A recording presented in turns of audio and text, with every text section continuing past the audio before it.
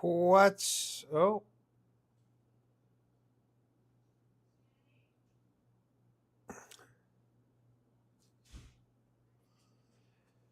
What? Uh-oh. Where's our video here? I'm late. I know. I had to take my fucking crippled dog for a walk. You'll be happy to learn, though, he's recovering quite nicely. Welcome to the Trump versus Harris low value watch party. Everybody. Hello. Welcome. Welcome, welcome. I hope everyone is well. We're about 15 minutes away. I'm using the NBC angry or feed. emotional or lecture him. How But, does I think if she my audio manages levels sound? this guy in Let this me know. debate, she'll be president of the United States. Senator Craig and Greg Craig, good to have both of you with Should us. buy- Not easy at all, but nice to have your perspective. Speaking of an interesting perspective, there's only two people sitting at this desk right now who have actually moderated general election debates, which I would like to say seems like the most thankless job in America. But Mine you both isn't survived. too We got low. Krista Welker here. Hallie's done some primary I'm debates. out of my Me league. too. I No, know. but this is next Okay. level. And Lester, the audio- first of all, without triggering you, what do you remember I'm quiet. about Impossible. doing the debate in 2016? I remember how How's it lonely so it weird felt how it's because different for all of when you? both of us did it was under the auspices of the Presidential Not Debate weird, huh? Commission. You're a solo out there. You've got your back is to in this giant room full of I'll people, turn the and feed down. there were estimates of 100 million people watching. At the same time, it's such a privilege to do things like How's this. But this? you're getting people are leading up to it, or Is it this a good? fact check? Every time you throw on cable TV, they're talking about what they think you're going to do or what I'm you're using a thinking. lav mic, I don't so know if Kristen felt the same thing, but I think of David and Lindsay tonight. It's not an easy task. I wonder if YouTube will let me It's stream definitely not. this, or if I'm When going to you get in talk about trouble feeling for lonely, this. Part of that is because How's there's that? no one in your ear telling you or giving you editorial backup. Look, I think there's no greater weight Oh, YouTube is not than the moments releasing before enough heading into video. a general election debate because you are asking questions on behalf of My the people stream who can't status is just currently interviewing on poor behalf of the American people. So for you some want reason. the questions to be understandable, digestible, not Let's see if coming that from changes. Washington and politics, but from a place of people's dining room tables. And Feed the is best too low thing that now. you can say about a moderator is that you don't remember That's who exactly moderated Well, the that's debate. I was going to say, and since it's All right, over, I how's can that? say these can make a career, they can break a Yeah. career, and a How lot is of times that? the criticism is quite harsh for a moderator. I can't monitor my own audio, does so I fact can't check tell. in real time. I can think of a moderator who got Very in trouble for choppy. that,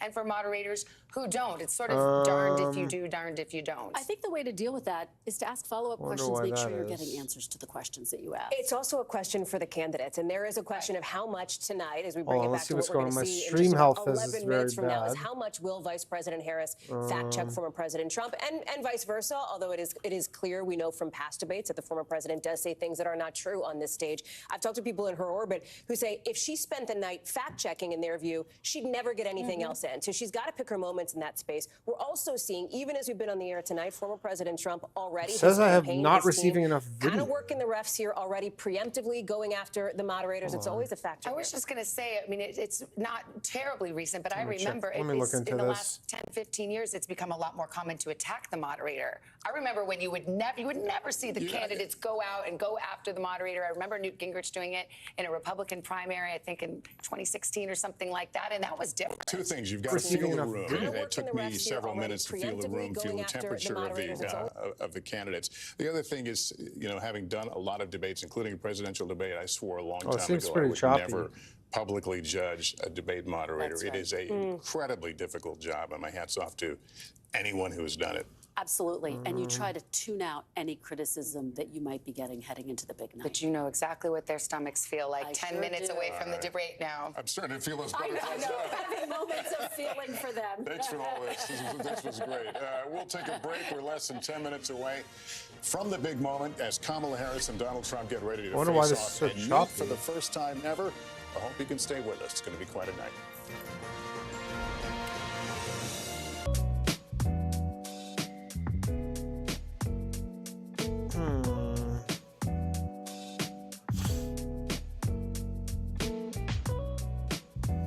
I'd like this stream health to be not crappy.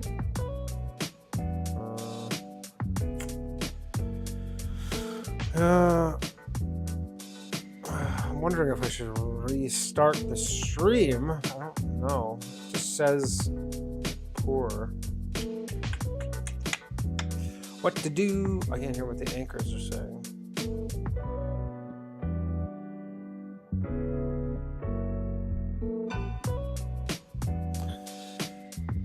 I don't know why the stream is the stream choppy?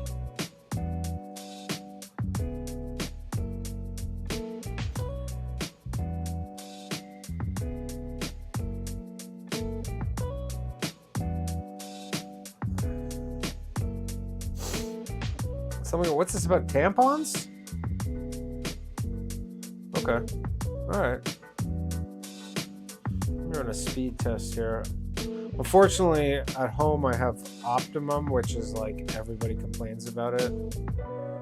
But it's like literally my only option where I live.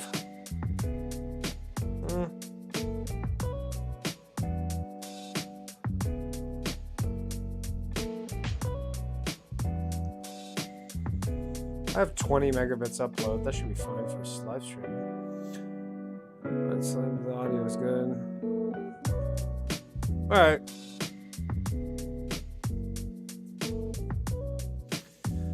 I mean, I'm going to ask who I think you guys have winning, but I assume...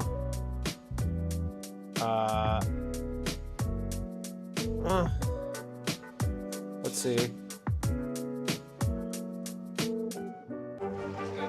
What is going to happen now? Going back and forth because Oh, yeah, this is it, right?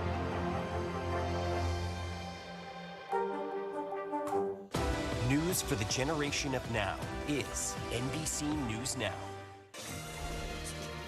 Welcome back to our special coverage of tonight's presidential debate. Oh, here we go. Vice Stream's President healthy Harris now. and former President Trump.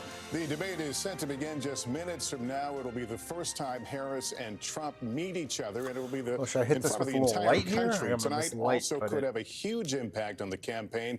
Less than 2 months out from Election Day, with a It's gonna tight die at race some point. nationally and in the critical battleground Don't ask states. me why. Let's go back to the debate hall in Philadelphia, the spin room. Tom Yamas The is spin there. We're just room. about 6 minutes away now from the start of this debate, which we will carry in its entirety. Tom, are you starting to feel that buzz of energy?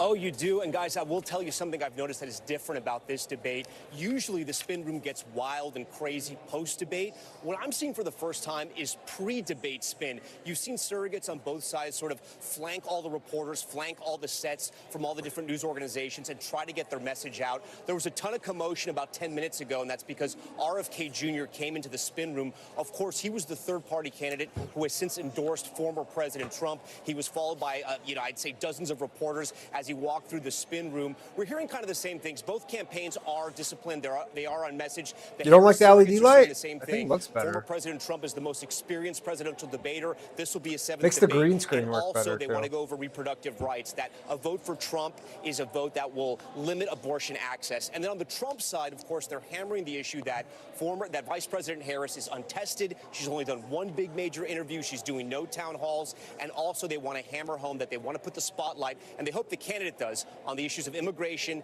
the economy, and the 2 wars overseas. What I'll be looking for, guys, tonight, who can truthfully answer the question that they are the change candidate coming out of this debate.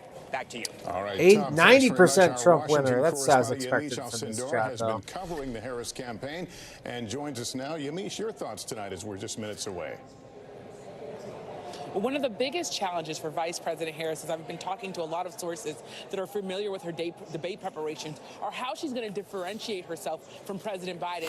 Former President Trump is going to try to make her own every single mistake that he believes President Biden made. And there's been a lot of tension among the Harris team about whether or not she should throw President Biden, under the bus figuratively and say, I disagreed with some of the policies. Maybe Figuratively, obviously, don't literally throw him under a or whether bus. she's going to say, I serve at the pleasure of the president, and I agreed with everything that he did. But she has to, in some ways, really carve out what a Harris administration I don't have a ring light. is going to It's look one like of and these why it's bad not going to boys. just be a third term of the don't know if you Biden see administration, it. or the second term It's of like the a Biden lightsaber. administration, rather. And the other thing that she's really going to have to do is not get pulled It's gonna die into at some personal point, though, attack 'cause for by whatever former reason it can't President be Trump. plugged in They and expect used at him the to, same time. at some point, maybe lose it. They're going to try to bait him a bit to try to lash out at her. But she really wants to remain calm, because her biggest thing that she wants to do is really introduce herself to undecided voters and voters who might not be familiar with her background, her middle-class background. That she's a child why am I not watching immigrants. They CNN? really Is there a want to her team really make sure that she defines herself. So that's also a big challenge that I'll be watching for, how she does that. Back to you.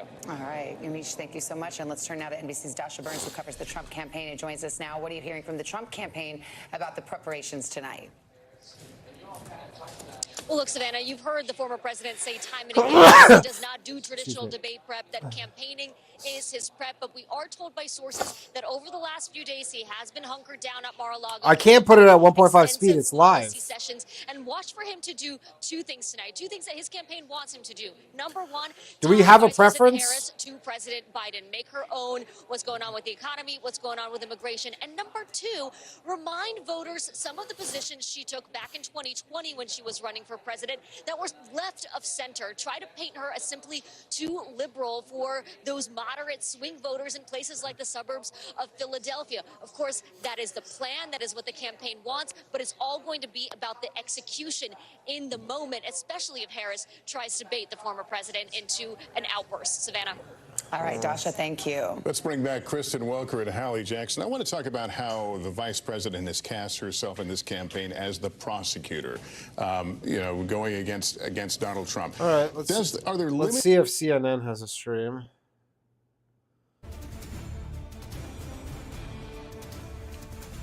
Bum, bum, bum, bum, bum. Here we go. Here's CNN. I mean, I think it's just they're all going to the ABC. They're all just deferring to the ABC feed. So I think it'll be the same everywhere. But what's up, Matt Rife? What's up, Chad? I can't fast forward. It's live. Thanks to Pepsi, but it's live.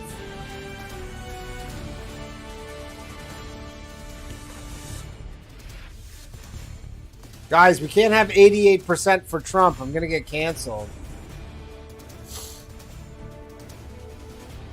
Guys, 88%, not a good number.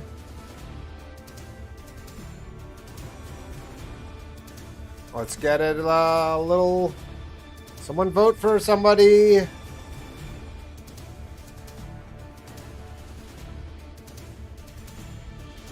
This is water. This is Soda Stream water right here. Because I'm at home. So, S. Lowell Soderman made some sick animations for us for the Boys Cast. Check them out. If the audio is bad for whatever reason, if I'm too loud or vice versa, please let me know. 86% now.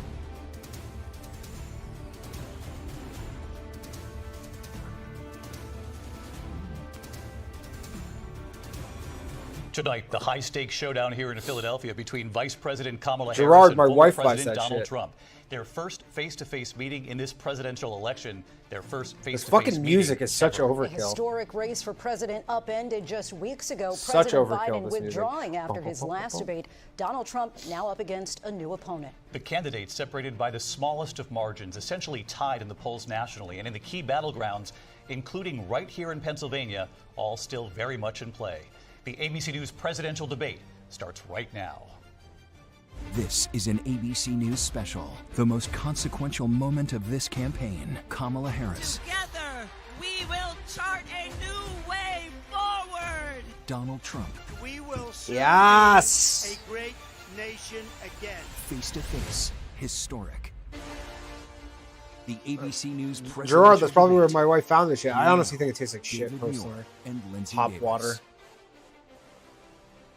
Good evening, I'm Disgusting. David Muir, and thank you for joining us for tonight's ABC News presidential debate. We want to welcome viewers watching on ABC and around the world tonight.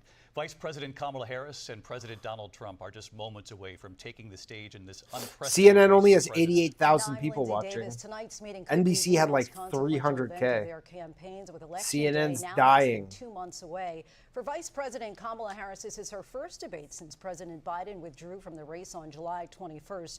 Of course, that decision followed his debate against President Donald Trump in June. Since then, this race has taken on an entirely new dynamic. And that brings us to the rules of tonight's debate. 90 minutes with 2 commercial breaks. No topics or questions have been shared with the campaigns. The candidates will have 2 minutes to answer questions, and this is the clock. That's what they'll be seeing. 2 minutes for rebuttals and 1 minute for follow-ups, clarifications, or responses. Their microphones will only be turned on when it's their turn to speak. No pre-written notes allowed. There is no audience here tonight in this hall at the National Constitution Center. This is an intimate setting for two candidates who have never met. President Trump won the coin toss. He chose to deliver the final closing statement of the evening. Vice President Harris selected the podium to the right. So let's now welcome the candidates to the stage. Vice President Kamala Harris and President Donald Trump. Let's go. The feed volume's too low? All right. Kamala Harris. Let's have a good debate. They've never met before, apparently. This is the first time they've ever Welcome to you met. both. It's wonderful to have you. It's an honor to have you both here tonight. Good evening. We are looking forward to a spirited and thoughtful debate. So let's get started. I want to begin tonight with the issue that voters repeatedly say is their #1 issue, and that is the economy and the cost of living in this country. Vice President Harris, you and President Trump were elected 4 years ago, and your opponent on the stage here tonight often asks his supporters, are you better off than you were 4 years ago? When it comes to the economy, The sound of the do you debate's believe maxed Americans out. are better off than they were 4 years ago? So I was raised as a middle-class kid, and I am actually the only person can't make it on any this louder. stage who has a plan that is about lifting up the middle class and working people of America. I can make me quieter. I believe in the ambition, the aspirations, the dreams of the American people. And that is why I imagine and have actually a plan to build what I call an opportunity economy. Because here's the thing. We know that we have a shortage of homes and housing, and the cost of housing is too expensive for far too many people. We know that young families need support to raise their children, and she's I getting intend pasty. on extending a can hear the tax cut pastiness. for those families of $6,000, which is the largest child tax credit that we have given in a long time, so that those young families can afford Okay, to I'll buy lower a my crib, audio. buy a car seat, buy clothes for their children. My passion, How's one that? of them, is small businesses. My mother raised my sister and me, but there was a woman who helped raise us. We call her our second mother. She was a small business owner. I love our small businesses. My plan is to give a $50,000 tax deduction to start up small businesses, knowing they are part of the backbone of America's economy. My opponent, on the other hand, his plan is to do what he has done before, which is to provide a tax cut for billionaires and big corporations, which will result in $5 trillion to America's deficit. My opponent has a plan that I call the Trump's sales tax, which would be a 20% tax on everyday goods that you rely on to get through the month. Economists have said that Trump sales She tax sounds would actually pasty. result for 2 middle-class minutes they families get. in about $4,000 more a year because of his policies and his ideas about what should be the backs of middle-class people paying for tax cuts for billionaires. President Trump, I'll give you 2 minutes. First of all, I have no sales tax. That's an incorrect statement. She knows that. We're doing tariffs on other countries. Other countries are going to finally, after 75 years, pay us back for all that we've done for the world. And the tariff will be substantial in some cases. I took in billions and billions of dollars, as you know, from China. In fact, they never took the tariff off because there was so much money they can't. It would totally destroy everything that they've set out to do. They're taking in billions of dollars from China and other places. They've left the tariffs on. When I had it, I had tariffs, and yet I had no inflation. Look, we've had a terrible economy because inflation which is really known as a country buster. It breaks up countries. We have inflation like very few people have ever seen before, probably the worst in our nation's history. We were at 21%, but that's being generous because many things are 50, 60, 70, and 80% higher than they were just a few years ago. This has been a disaster for people, for the middle class, but for every class. On top of that, we have millions of people pouring into our country from prisons and jails, from mental institutions and insane asylums, and they're coming in and they're taking jobs that are occupied right now by African Americans and Hispanics, and also unions. Unions are going to be affected very soon. And you see what's happening. You see what's happening with towns throughout the United States. You look at Springfield, Ohio. You look at Aurora in Colorado. They are taking over the towns. They're taking eating the over cats. buildings. They're going in violently. These are the people that Xi and Biden led into our country, and they're destroying our country. They're dangerous. They're at the highest level of criminality and we have to get them out. We have to get them out fast. I created one of the greatest economies in the history of our country. I'll do it again and even better. We are going to get to immigration and border security during this debate, but I would like to let Vice President Harris respond on the economy here. Well, I would love to. Let's talk about what Donald Trump left us. Donald Trump left us the worst unemployment since the Great Depression. It was the fucking Donald Trump pandemic. left us the worst public health epidemic in a century. Donald Trump left us the worst attack on our democracy since the Civil War. And what we have done is clean up Donald Trump's mess. What we have done and what I intend to do is build on what we know are the aspirations and the hopes of the American people. But I'm going to tell you all in this debate tonight, you're going to hear from the same old tired playbook, a bunch of lies, grievances, and name-calling.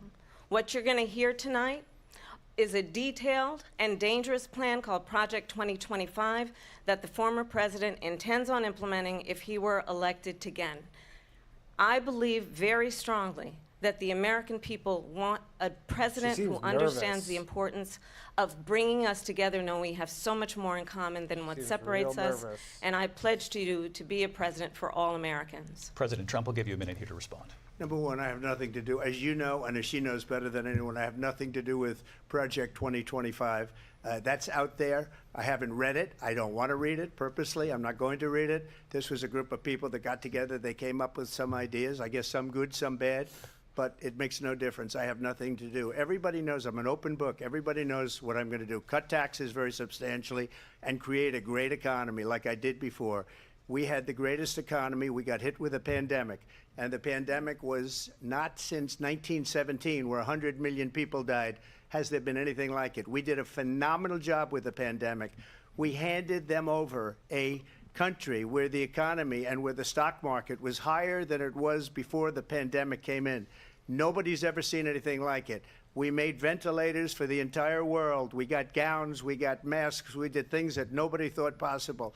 And people give me credit for rebuilding the military. They give me credit for a lot of things, but not enough credit for the great job we did with the pandemic. But the only jobs they got were bounce back jobs. These were jobs bounce back, and it bounced back and it went to their benefit.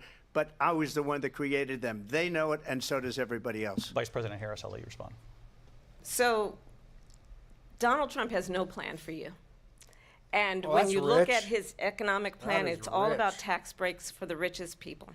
I am offering what I describe as an opportunity economy, and the best economists in our country, if not the world, have reviewed our relative plans for the future of America. What Goldman Sachs has said is that Donald Trump's plan would make the economy worse, mine would strengthen the economy. What the Wharton School has said is Donald Trump's plan would actually Ooh, that's explode tough. That the was a tough- deficit.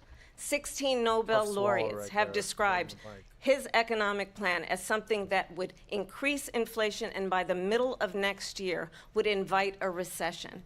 You just have to look at where we are and where we stand on the issues. And I'd invite you to know that Donald Trump actually has no plan for you because he is more interested in defending himself than he is in looking out for you. That's just a soundbite. They gave her that to say. Look, I went to the Wharton School of Finance, and many of those professors, the top professors, think my plan is a brilliant plan. It's a great plan. It's a plan that's going to bring up our worth, our value as a country. It's going to make people want to be able to go and work and create jobs and create a lot of good, solid money for our country. And just to finish off, she doesn't have a plan. She copied Biden's plan, and it's like 4 sentences, like run, spot, run. 4 sentences that are just, oh, we'll try and lower taxes. She doesn't have a plan. Take a look at her plan. She doesn't have a plan. Mr. President, I do want to drill down on something you both brought up. The Vice President brought up your tariffs. You responded, and let's drill down on this, because your plan is what she calls is essentially a national sales tax. Your proposal calls for tariffs, as you pointed out here, on foreign imports across the board. You recently said that you might double your plan, imposing tariffs up to 20% on goods coming into this country.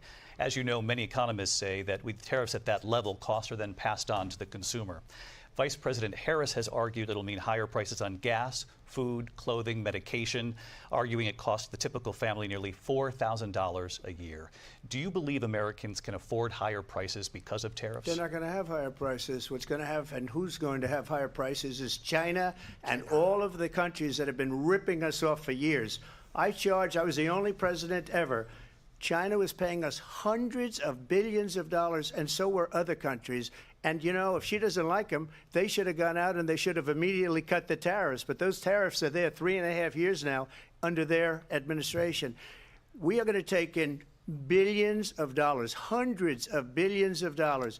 I had no inflation, virtually no inflation. They had the highest inflation perhaps in the history of our country, because I've never seen a worse period of time. People can't go out and buy cereal or bacon or eggs or anything else. The people of our country are absolutely dying with what they've done. They've destroyed the economy. And all you have to do is look at a poll. The polls say 80 and 85 and even 90% that the Trump economy was great, that their economy was terrible. Vice President Harris, I do want to ask for your response, and you heard what the president said there, because the Biden administration did keep a number of the Trump tariffs in place. So how do you respond? Well, let's be clear that the Trump administration resulted in a trade deficit, one of the highest we've ever seen in the history of America. He invited trade wars. You want to talk about his deal with China? What he ended up doing is, under Donald Trump's presidency, he ended up selling American chips to China to help them improve and modernize their military, basically sold us out, when a policy about China should be in making sure the United States of America wins the competition for the 21st century, which means focusing on the details of what that requires, focusing on relationships with our allies, focusing on investing in American-based technology so that we win the race on AI, on quantum computing, focusing on what we need to do to support America's workforce so that we don't end up having on the short end of the stick in terms of workers' rights. But what Donald Trump did, let's talk about this, with COVID, is he actually thanked President Xi for what he did during COVID. Look at his tweet. Thank you, President Xi, exclamation point, when we know that Xi was responsible for lacking and not giving us transparency about the origins of COVID. President Trump, I'll let you respond. First of all, they bought their chips from Taiwan. We hardly make chips anymore because of philosophies like they have and policies like they have. I don't say her because she has no policy. Everything that she believed 3 years ago and 4 years ago is out the window. She's going to my philosophy now. In fact, I was going to send her a MAGA hat. She's gone to my philosophy. But if she ever got elected, she'd change it. And it will be the end of our country. She's a Marxist. Everybody knows she's a Marxist. Her father's a Marxist professor in economics, and he taught her well. But when you look at what she's done to our country, and when you look at these millions and millions of people that are pouring into our country monthly, where it's, I believe, 21 million people, not the 15 that people say, and I think it's a lot higher than the 21. That's bigger than New York State pouring in. And just look at what they're doing to our country. They're criminals. Many of these people coming in are criminals. And that's bad for our economy, too. You know, you mentioned before, we'll talk about immigration later. Well, bad immigration is the worst thing that can happen to our economy. They have, and she has, destroyed our country with policy that's insane. Almost policy that you'd say they have to hate our country. President Trump, thank you. Lindsay? I want to turn to the issue of abortion. President Trump, you've often touted that you were able to kill Roe v. Wade. Last year, you said that you were proud to be the most pro-life president in American history. Then last month, you said that your administration would be great for women and their reproductive rights. In your home state of Florida, you surprised many with regard to your 6-week abortion ban, because you initially had said that it was too short. And you said, quote, I'm going to be voting that we need more than 6 weeks. But then the very next day, you reversed course and said you would vote to support the 6-week ban. Vice President Harris says that women shouldn't trust you on the issue of abortion because you've changed your position so many times. Therefore, why should they trust you? Well, the reason I'm doing that vote is because the plan is, as you know, the vote is, they have abortion in the 9th month. They even have, and you can look at the governor of West Virginia, the previous governor of West Virginia, not the current governor, who's doing an excellent job, but the governor before, he said the baby will be born and we will decide what to do with the baby. In other words, we'll execute the baby. And that's why I did that, because that predominates, because they're radical. The Democrats are radical in that. And her vice presidential pick, which I think was a horrible pick, by the way, for our country, because he is really out of it. But her vice presidential pick says abortion in the 9th month is absolutely fine. He also says execution after birth. It's execution, no longer abortion, because the baby is born, is okay. And that's not okay with me, hence the vote. But what I did is something for 52 years. They've been trying to get Roe v. Wade into the states. And through the genius and heart and strength of 6 Supreme Court justices, we were able to do that. Now, I believe in the exceptions for rape, incest, and life of the mother. I believe strongly in it. Ronald Reagan did also. 85% of Republicans do. Exceptions. Very important.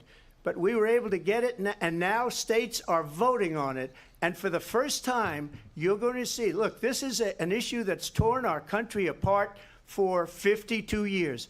Every legal scholar, every Democrat, every Republican, liberal, conservative, they all wanted this issue to be brought back to the states where the people could vote. And that's what happened. Now, Ohio, the vote was somewhat liberal. Kansas, the vote was somewhat liberal, much more liberal than people would have thought.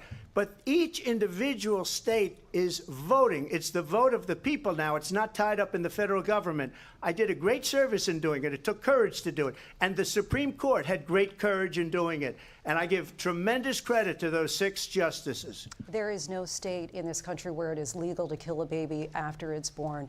Madam Vice President, I want to get your response to President Trump. Well, as I said, you're going to hear a bunch of lies, and that's not actually a surprising fact.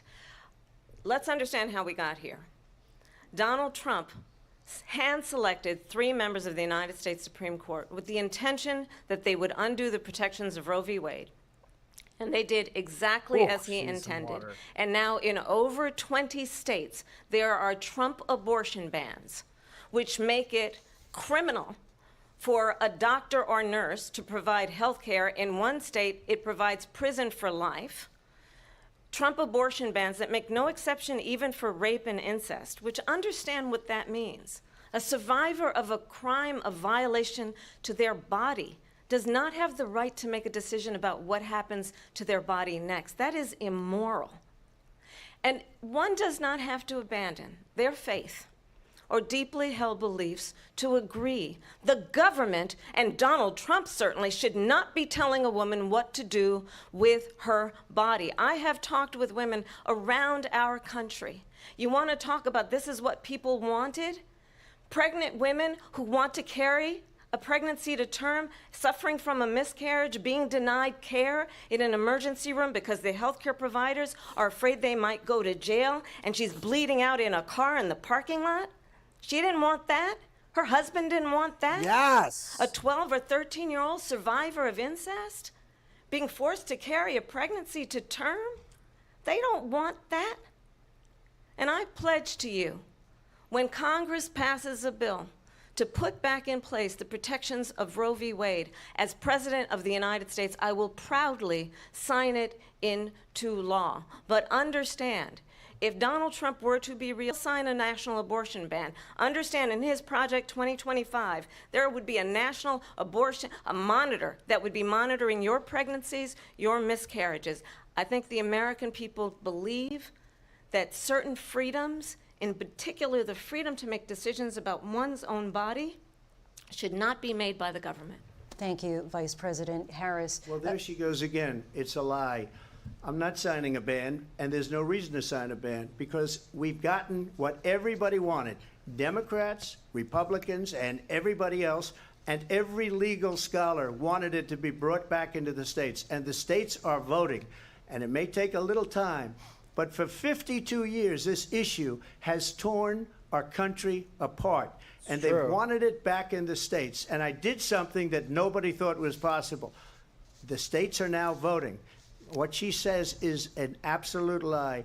And as far as the abortion ban, no, I'm not in favor of abortion ban, but it doesn't matter because this issue has now been taken over by the states. Would you veto a national abortion ban if it came Well, to I your won't desk? have to because, again, two things. Number one, she said she'll go back to Congress. She'll never get the vote. It's impossible for her to get the vote, especially now with the 50-50, and essentially 50-50 in both Senate and the House.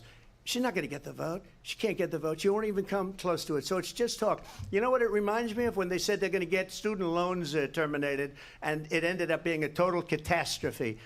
The student loans, and then I think probably her boss, if you call him a boss, he spends all his time on the beach.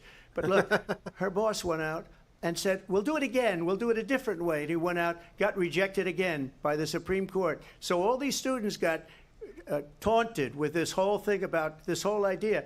And how unfair that would have been, part of the reason they lost, to the millions and millions of people that had to pay off their student loans. They didn't get it for free. But they were saying it's the same way that they talked about that they talk about abortion. But if I could just get a yes or no, because your running mate, J.D. Vance, has said that you would veto it if it did come to your desk. Well, I didn't discuss it with J.D. In all fairness, J.D., and I don't mind if he has a certain view, but I think he was speaking for me, but I really didn't.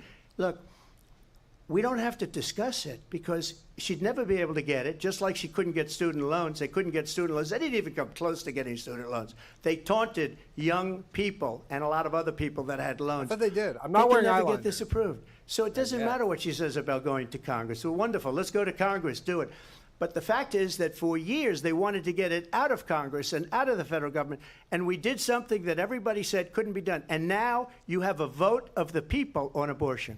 Vice President Harris, I want to give you your time to respond, but I do want to ask, would you support any restrictions on a woman's right to an abortion? I absolutely support reinstating the protections of Roe v. Wade, and as you rightly mentioned, nowhere in America is a woman carrying a pregnancy to term and asking for an abortion. That is not happening. It's insulting to the women of America. And understand what has been happening under Donald Trump's abortion bans. Couples who pray and dream of having a family are being denied IVF treatments. What is happening in our country? Working people, working women, who are working 1 or 2 jobs, who can barely afford childcare as it is, have to travel to another state to get on a plane sitting next to strangers to go and get the health care she needs. Barely can afford to do it, and what you are putting her through is unconscionable. And the people of America have not, the majority of Americans believe in a woman's right to make decisions about her own body. And that is why, in every state where this issue has been on the ballot, in red and blue states both, the people of America have voted for freedom. Vice President Harris, Excuse me, I thank have you. to respond. Another lie. It's another lie. I have been a leader on IVF, which is fertilization. The IVF, I have been a leader. In fact, when they got a very negative decision on IVF from the Alabama courts, I saw the people of Alabama and the legislature 2 days later voted it in. I've been a leader on it. They know that, and everybody else knows it. I have been a leader on fertilization, IVF. And the other thing, you should ask, will she allow abortion in the 8th month, 9th month, 7th month? Come on. Okay, would you do that? Why don't you ask her that question? Why don't you That's answer the the problem. question, would you Because veto? under Roe v. Wade, Answer the question, you would you could veto? you could do abortions in the 7th month, the 8th month, the 9th That's month, not true. and probably after birth. Just look at the governor, former governor of Virginia. The governor of Virginia said we put the baby aside and then we determine what we want to do with the baby. President Trump, thank you. We're going to turn now to immigration and border security. We know it's an issue that's Cat important to time. Republicans, Democrats, voters across the board in this country. Vice President Harris, you were tasked by President Biden with getting to the root causes of migration from Central America. We know that illegal border crossings reached a record high in the Biden administration. This past June, President Biden imposed tough new asylum restrictions. We know the numbers since then have dropped significantly. But my question to you tonight is, why did the administration wait until 6 months before the election to act? And would you have done anything differently from President Biden on this? So I'm the only person on this stage who has prosecuted transnational criminal organizations, for the traffic. United States Congress, including some of the most conservative members of the United States Senate, came up with a border security bill, which I supported. And that bill would have put 1,500 more border agents on the border to help those folks who are working there right now overtime, trying to do their job. It would have allowed us to stem the flow of fentanyl coming into the United States. I know there are so many families watching tonight who have been personally affected by the surge of fentanyl in our country. That bill would have put more resources to allow us to prosecute transnational criminal organizations Now for the national trafficking in criminals guns, are drugs, and trans? human beings. But you know what happened to that bill? Out of hand. Donald Trump got on the phone, called up some folks in Congress, and said, kill the bill. And you know why? Because he'd prefer to run on a problem instead of fixing a problem. And understand, this comes at a time where the people of our country actually need a leader who engages in solutions, who actually addresses the problems at hand. But what we have in the former president is someone who would prefer to run on a problem instead of fixing a problem. And I'll tell you something, he's going to talk about immigration a lot tonight, even when it's not the subject that is being raised. And I'm going to actually do something really unusual, and I'm going to invite you to attend one of Donald Trump's rallies, because it's a really interesting thing to watch. You will see during the course of his rallies, he talks about fictional characters like Hannibal Lecter. He will talk about windmills cause cancer. And what you will also notice is that people start leaving his rallies early out of exhaustion and boredom. And I will tell you, the one thing you will not hear him talk about is you. You will not hear him talk about your needs, your dreams, and your desires. And I'll tell you, I believe you deserve a president who actually puts you first, and I pledge to you that I will. Vice President Harris, thank you. President Trump, on that point, I want to get your response. Well, I would like to respond. Let me just ask, though, why did you try to kill that bill, and successfully so, that would have put thousands of additional agents and officers on the border? First, let me respond as to the Please. rallies. She said people start leaving. People don't go to her rallies. There's no reason to go. And the people that do go, she's bussing them in and paying them to be there, and then showing them in a different light. So she can't talk about that. People don't leave my rallies. We have the biggest rallies, the most incredible rallies in the history of politics. That's because people want to take their country Hitler back. had some pretty good Our ones. country is being lost. We're a failing nation. And it happened 3.5 years ago. And what's going on here, you're going to end up in World War III, just to go into another subject. What they have done to our country by allowing these millions and millions of people to come into our country, and look at what's happening to the towns all over the United States. And a lot of towns don't want to talk. It's not going to be Aurora or Springfield. A lot of towns don't want to talk about it because they're so embarrassed by it. In Springfield, they're eating the dogs, the people that came in. They're eating the cats. They're eating the pets of the people that live there. I'm done. This is I what's can't. happening I'm in our done. country, and I'm it's a done. shame. As far as rallies are concerned, as far as the reason they go is they like what I say. They want to bring our country back. They want to make America great again. It's a very simple phrase, make America great again. Uh-oh. What happened?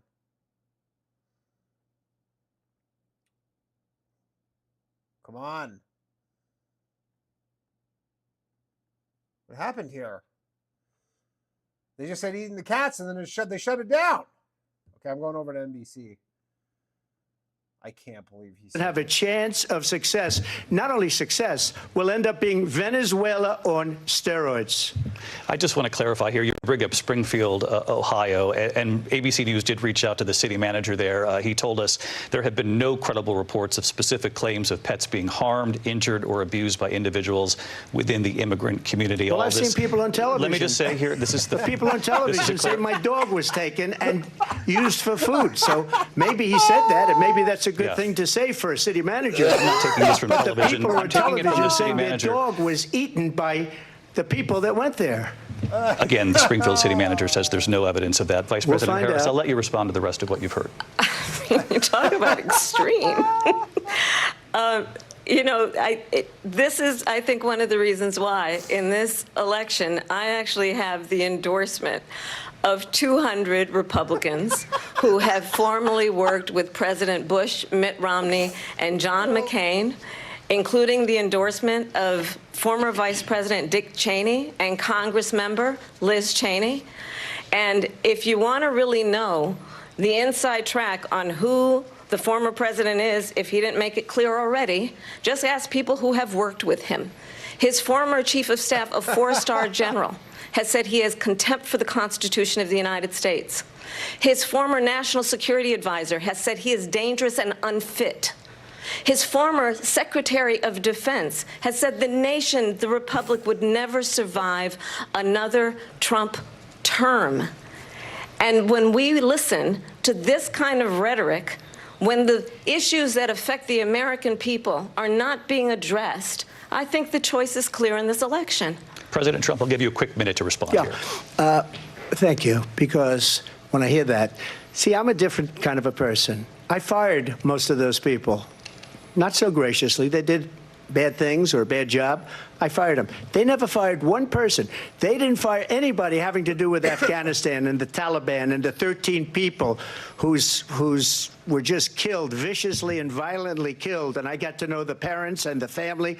They didn't fire. They should have fired all those generals, all those top people, because that was one of the most incompetently handled situations anybody has ever seen. So when somebody does a bad job, I fire him.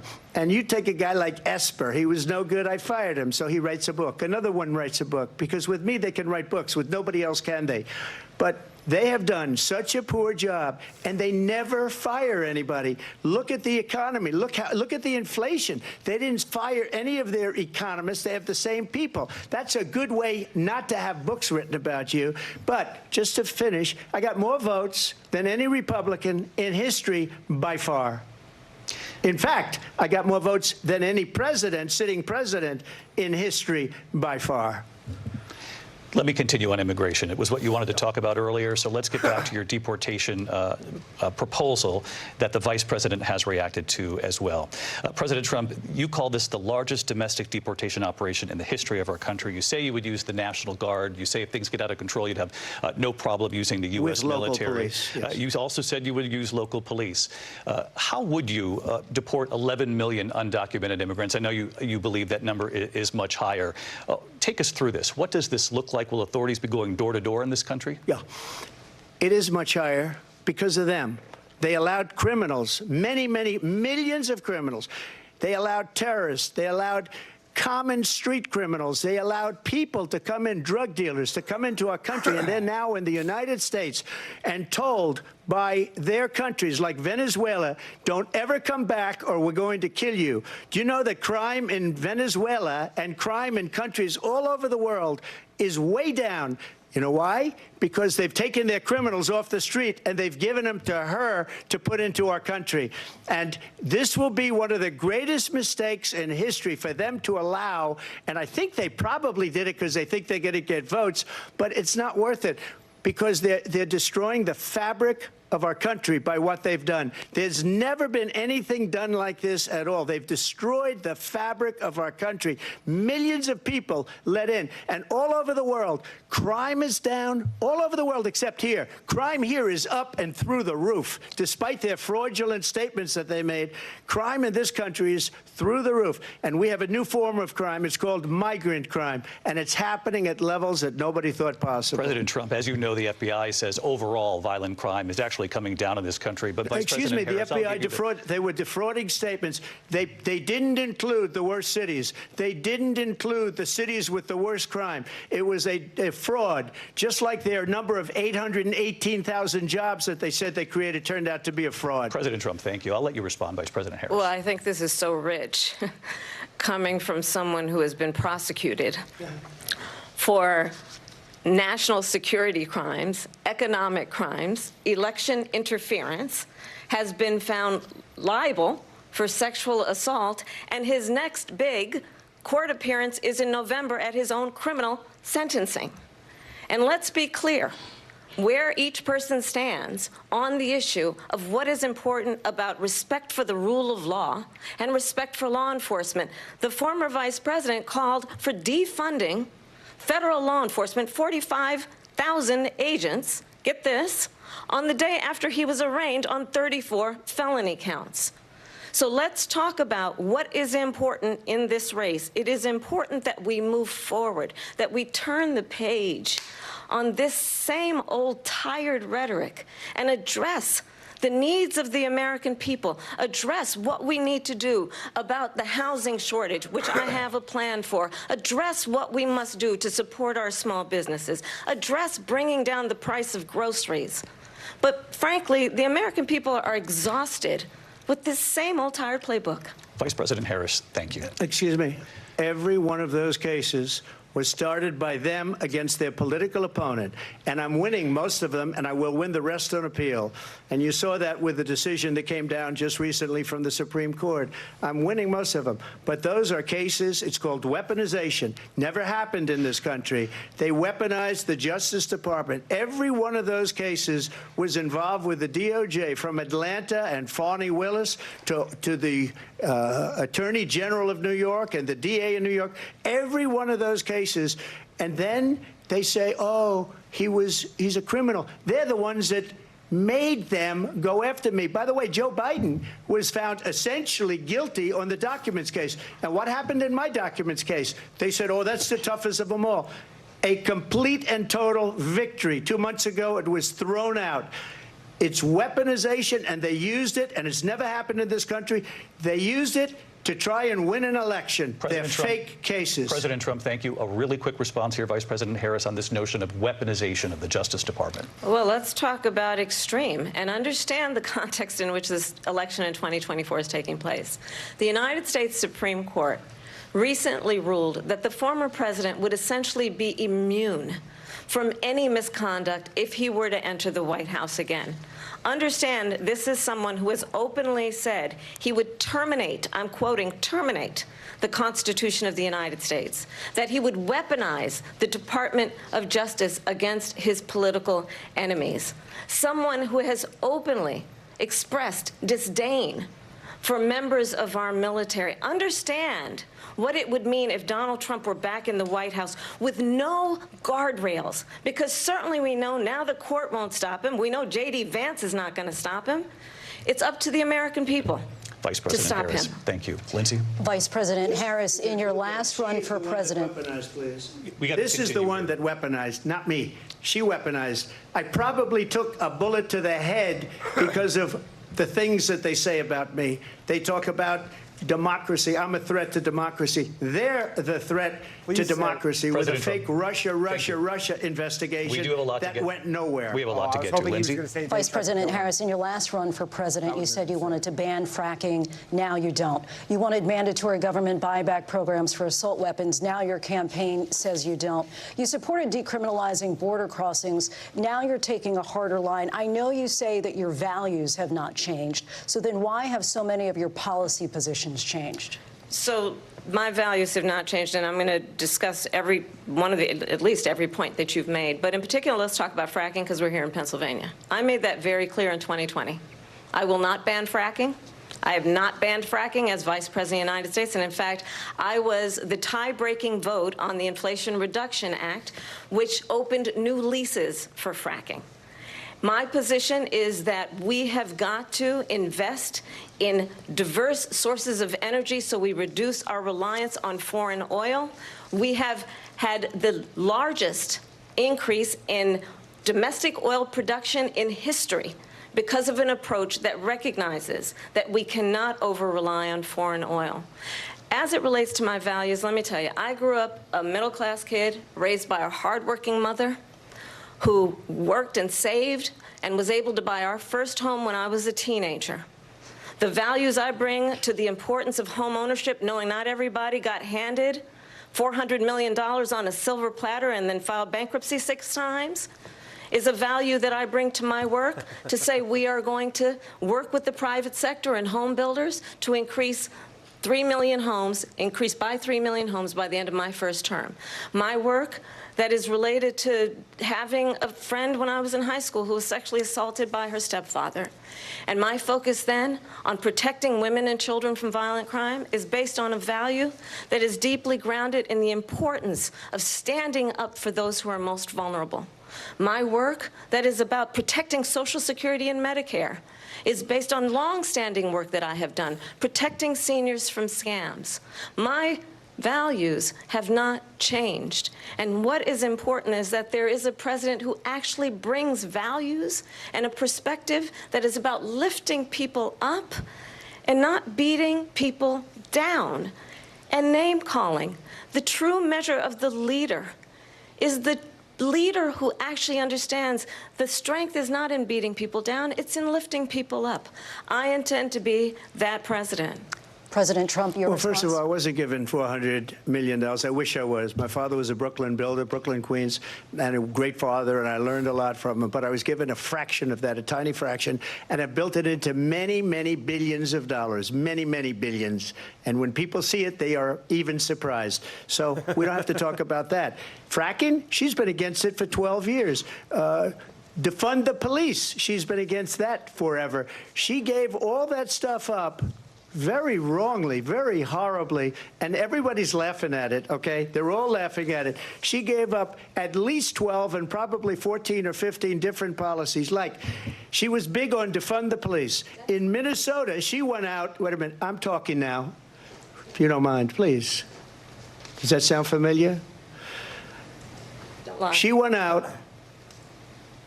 out in Minnesota and wanted to let criminals that killed people, that burned down Minneapolis, she went out and raised money to get them out of jail. She did things that nobody would ever think of. Now she wants to do transgender operations on illegal aliens that are in prison. This is a radical left liberal that would do this. She wants to confiscate your guns, and she will never allow fracking in Pennsylvania. If she won the election, fracking in Pennsylvania will end on day one. Just to finish one thing, so important in my opinion. So I got the oil business going like nobody has ever done before. When they took over, they got rid of it, started getting rid of it, and the prices were going up the roof. They immediately let these guys go to where they were. I would have been 5 times, 4 times, 5 times higher, because you're talking about 3.5 years ago. They got it up to where I was because they had no choice, because the prices of energy were quadrupling and doubling. You saw what happened to gasoline. So they said, let's go back to Trump. But if she won the election, the day after that election, they'll go back to destroying our country, and oil will be dead, fossil fuel will be dead, we'll go back to windmills, and we'll go back to solar, where they need a whole desert to get some energy to come out of it. You ever see a solar plant? By the way, I'm a big fan of solar, but they take 400, 500 acres of desert President soil. Trump, we have a These lot of are not good issues things that for we the have to get environment, to. as We're she out of time. understands. Thank you. Lindsay, thank you. We have an election in just 56 days. And I want to talk about the peaceful transfer of power, which, of course, we all know is a cornerstone of our democracy, and the role of a president in a moment of crisis. Mr. President, on January 6th, you told your supporters to march to the Capitol. You said you would be right there with them. The country and the world saw what played out at the Capitol that day, the officers coming under attack. Aides in the West Wing say you watched it unfold on television off the Oval Office. You did send out tweets, but it was more than 2 hours before you sent out that video message telling your supporters to go home. Is there anything you regret about what you did on that day? You just said a thing that isn't covered. Peacefully and patriotically, I said during my speech, not later on. Peacefully and patriotically. And nobody on the other side was killed. Ashley Babbitt was shot by an out-of-control police officer that should have never, ever shot her. It's a disgrace. But we didn't do this group of people that have been treated so badly. I ask, what about all the people that are pouring into our country and killing people that she allowed to pour in? She was the border czar, remember that. She was the border czar. She doesn't want to be called the border czar because she's embarrassed by the border. In fact, she said at the beginning, well, I'm surprised you're not talking about the border yet. That's because she knows what a bad job they've done. What about those people? When are they going to be prosecuted? When are these people from countries all over the world, not just South America? They're coming in from all over the world, David, all over the world, and crime rates are down all over the world because of it. But let me just ask you, David, when are those people going to be prosecuted? When are the people that burned down Minneapolis going to be prosecuted? Or in Seattle? They went into Seattle. They took over a big percentage of the city of Seattle. When are those people going to be prosecuted? But let me just ask you. You might ask her that question. You were the president. You were watching it unfold on television. It's a very simple question as we move forward toward another election. Is there anything you regret about what you did on that day? Yes or no? I had nothing to do with that other than they asked me to make a speech. I showed up for a speech. I said, I think it's going to be big. I went to Nancy Pelosi and the mayor of Washington, D.C., and the mayor put it back in writing, as you know. I said, you know, this is going to be a very big rally or whatever you want to call it. And again, it wasn't done by me. It was done by others. I said, I'd like to give you 10,000 National Guard or soldiers. They rejected me. Nancy Pelosi rejected me. It was just 2 weeks ago. Her daughter has a tape of her saying she is fully responsible for what happened. They want to get rid of that tape. It would have never happened if Nancy Pelosi and the mayor of Washington did their jobs. I wasn't responsible for security. Nancy Pelosi was responsible. She didn't do her job. The question was about you as president, not about former Speaker Pelosi. But I do want Vice President Harris to respond here. I was at the Capitol on January 6th. I was the vice president-elect. I was also an acting senator. I was there. And on that day, the President of the United States incited a violent mob to attack our nation's capital, to desecrate our nation's capital. On that day, 140 law enforcement officers were injured, and some died. And understand, the former president has been indicted and impeached for exactly that reason. But this is not an isolated situation. Let's remember Charlottesville, where there was a mob of people carrying tiki torches, spewing anti-Semitic hate. And what did the president then at the time say? The biggest There lie. were fine people on each side. Ah. Let's remember that when it came to the Proud Boys, a militia, the president said, the former president said, stand back and stand by. So for everyone watching who remembers what January 6th was, I say we don't have to go back. Let's not go back. We're not going back. It's time to turn the page. And if that was a bridge too far for you, well, there is a place in our campaign for you to stand for country, to stand for our democracy, to stand for rule of law, and to end the chaos, and to end the approach that is about attacking the foundations of our democracy because you don't like the outcome. And be clear on that point. Donald Trump, the candidate, has said in this election there will be a bloodbath if this and the outcome of this election is not to his liking. Let's turn the page on this. Let's not go back. Zero fact Let's check. chart a course for the future and not go backwards to the past. Let me just follow up here. It was a different term, and it was a term that related to energy because they have destroyed our energy business. That was where bloodbath was. Also, on Charlottesville, that story has been, as you would say, debunked. Laura Ingraham, Sean Hannity, Jesse, all of these people, they covered it. If they go an extra sentence, they will see it was perfect. It was debunked in almost every newspaper, but they still bring it up, just like they bring 2025 up. They bring all of this stuff up. I ask you this. You talk about the Capitol. Why are we allowing these millions of people to come through on the southern border? How come she's not doing anything? And I'll tell you what I would do, and I would be very proud to do it. I would say we would both leave this debate right now. I'd like to see her go down to Washington, D.C. during this debate because we're wasting a lot of time. Go down to, because she's been so bad, it's so ridiculous. Go down to Washington, D.C. and let her sign a bill to close up the border because they have the right to do it. They don't need bills. They have the right to do it. The President of the United States, you'll get him out of bed. You'll wake him up at 4 o'clock in the afternoon. You'll say, come on down to the office. Let's sign a bill. If he signs a bill that the border is closed, all he has to do is say it to the Border Patrol, who are phenomenal. If they do that, the border is closed. Mr. Those President, people are killing many people, unlike J6. We talked immigration here tonight. I do want to focus on this next issue to both of you because it really brings us this into focus, truth in these times that we're living in. Mr. President, for 3.5 years after you lost the 2020 election, you repeatedly falsely claimed that you won, many times saying you won in a landslide. In the past couple of weeks leading up to this debate, you have said, quote, you lost by a whisker, that you, quote, didn't quite make it, that you came up a little bit short. I said that? Are you now acknowledging that you lost in 2020? No, I don't acknowledge that at all. But I you said did that say sarcastically. That. You know that. It was said, oh, we lost by a whisker. That was said sarcastically. Look, there's so much proof. All you have to do is look at it. And they should have sent it back to the legislatures for approval. I got almost 75 million votes, the most votes any sitting president has ever gotten. I was told if I got 63, which was what I got in 2016, you can't be beaten. The election, people should never be thinking about an election as fraudulent. We need two things. We need walls. And we have to have it. We have to have borders. And we have to have good elections. Our elections are bad. And a lot of these illegal immigrants coming in, they're trying to get them to vote. They can't even speak English. They don't even know what country they're in practically. And these people are trying to get them to vote. And that's why they're allowing them to come into our country. I did watch all of these pieces of video. I didn't detect the sarcasm. Lost by a whisker. We didn't quite make it.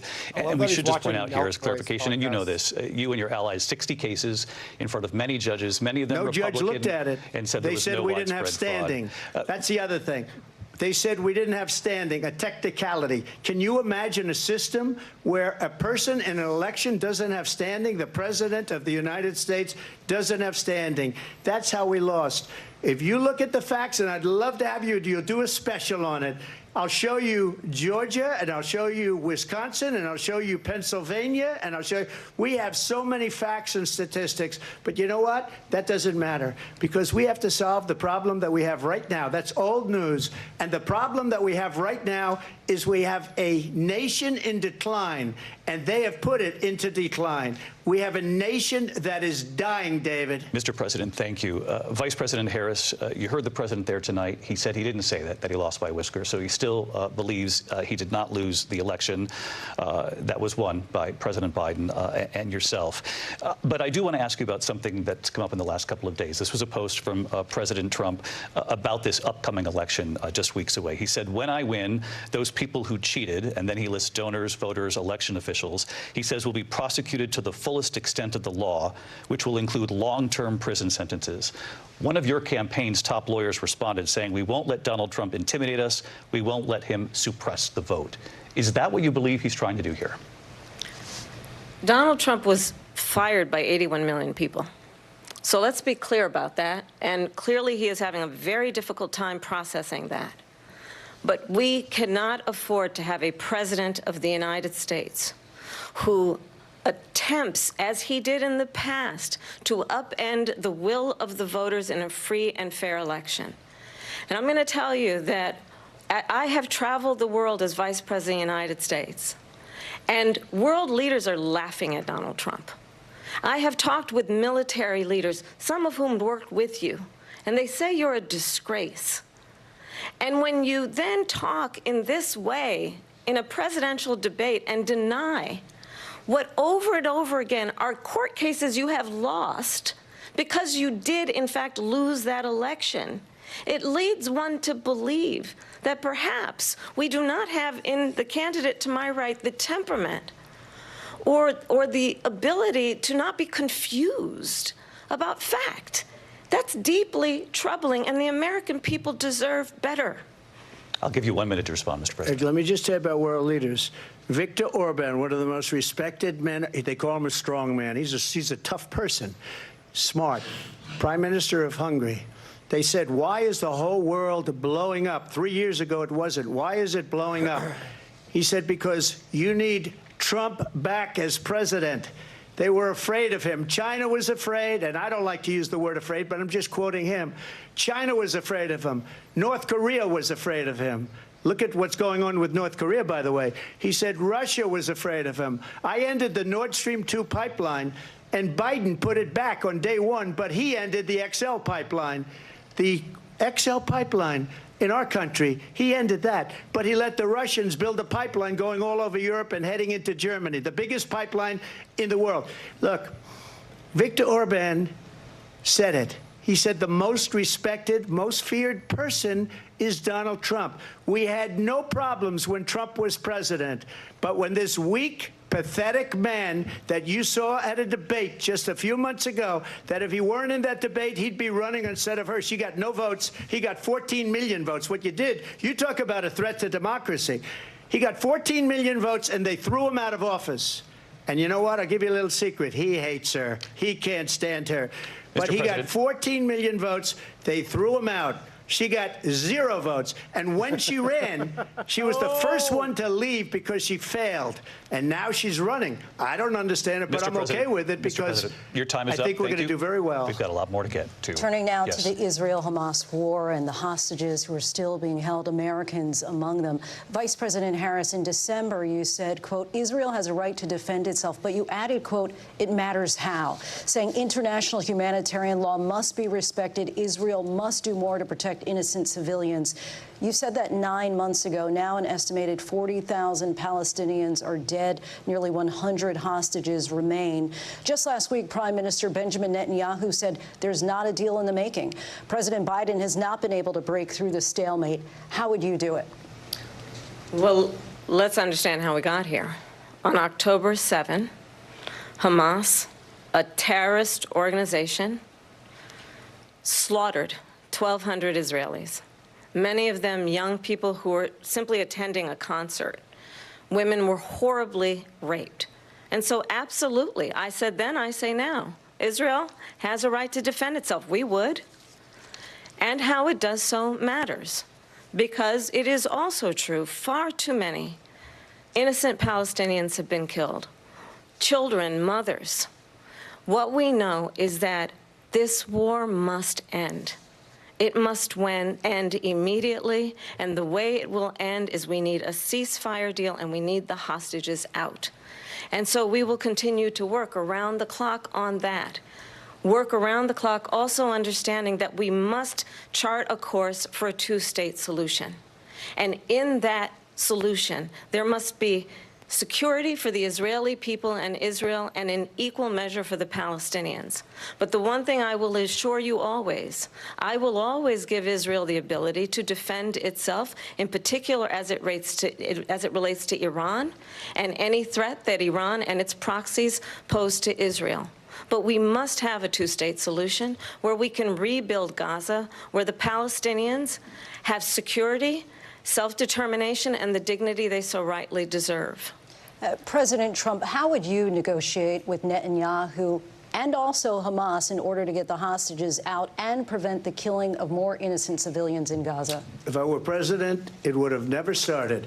If I were president, Russia would have never, ever, I know Putin very well, he would have never, and there was no threat of it either, by the way, for 4 years, have gone into Ukraine and killed millions of people when you add it up, far worse than people understand what's going on over there.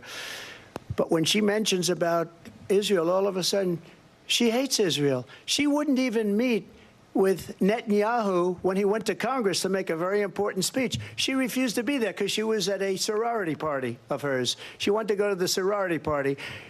She hates Israel. If she's president, I believe that Israel will not exist within 2 years from now. And I've been pretty good at predictions. A lot of people are going to vote for her. I'm wrong about that one. A lot of people she hates Israel. Harris. At the same time, in her own way, she hates the Arab population because the whole place is going to get blown up. Arabs, Jewish people, Israel. Israel will be gone. It would have never happened. Iran was broke under Donald Trump. Now Iran has $300 billion because they took off all the sanctions that I had. Iran had no money for Hamas or Hezbollah or any of the 28 different spheres of terror. And they are spheres of terror, horrible terror. They had no money. It was a big story, and you know it. You covered it very well, actually. They had no money for terror. They were broke. Now they're a rich nation, and now what they're doing is they're spreading that money around. Look at what's happening with the Houthis and Yemen. Look at what's going on in the Middle East. This would have never happened. I will get that settled and fast, and I'll get the war with Ukraine and Russia ended. If I'm president-elect, I'll get it done before even becoming president. Vice President Harris, he says you hate Israel.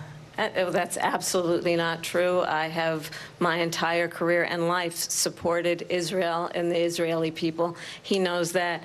He's trying to, again, divide and distract from the reality, which is it is very well known that Donald Trump is weak and wrong on national security and foreign policy. It is well known that he admires dictators, wants to be a dictator on day one, according to himself. It is well known that he said of Putin that he can do whatever the hell he wants and go into Ukraine. It is well known that he said when Russia went into Ukraine, it was brilliant. It is well known he exchanged love letters with Kim Jong-un. And it is absolutely well known that these dictators and autocrats are rooting for you to be president again because they're so clear. They can manipulate you with flattery and favors. And that is why so many military leaders who you have worked with have told me you are a disgrace. That is why we understand that we have to have a president who is not consistently weak and wrong on Vice national President security, Harris. including the importance of upholding and respecting in highest regard our military. Vice President Harris, thank you. They're the ones, and she's the one that caused it, that's weak on national security by allowing every nation last month for the year, 168 different countries sending people into our country. Their crime rates are way down. Putin endorsed her last week, said, I hope she wins. And I think he meant it, because what he's gotten away with is absolutely incredible. It wouldn't have happened with me. The leaders of other countries think that they're weak and incompetent, and they are. They're grossly incompetent. And I just ask one question. Why does Biden go in and kill the Keystone Pipeline and approve the single biggest deal that Russia's ever made, Nord Stream 2, the biggest pipeline anywhere in the world going to Germany and all over Europe? Because they're weak and they're ineffective. And Biden, by the way, President gets paid Trump, a lot of money. Thank you. We have a lot of issues to get to. We'll be right back with much more of this historic ABC News presidential debate from the National Constitution Center right here in Philadelphia. Back in a moment. What a ride. I can't believe he said the dogs and cats thing.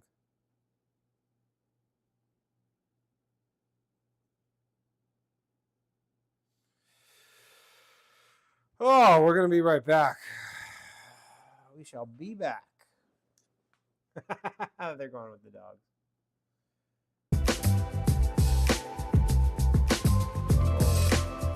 Some lo-fi beats while we wait.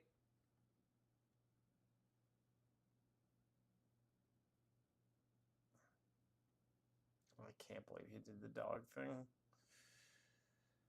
Oh, Biden's sleeping. Someone says, where's Biden? Biden's sleeping. Oh, man. How much time do we got left? Started at 9. I think the whole thing's 90 minutes. I thought there was supposed to be 2 commercial breaks. But unless I missed something, we're at no snacks. No snacks, CJ. Although I did just get a Ninja Creamy. Holy shit. That thing is one of the greatest things I've ever bought in my life. Highly recommend if you're on the fence. I don't know. Someone says, what are my thoughts here? Let's see what Polymarket says. Polymarket was 50. Oh, so here you go. This is the crypto community, whatever that means. Take this what you will. Trump was 53.47 to start, I believe, or maybe even 53.45 before, and now they're dead even 49.49. So Trump has basically lost 4%.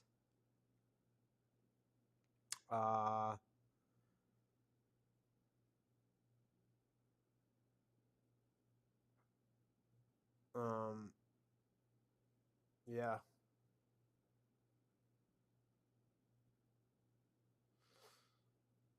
So there you go. You could have bet on cat being mentioned. He hasn't said tampon. Tampon hasn't come up. I wonder what the odds were for cat.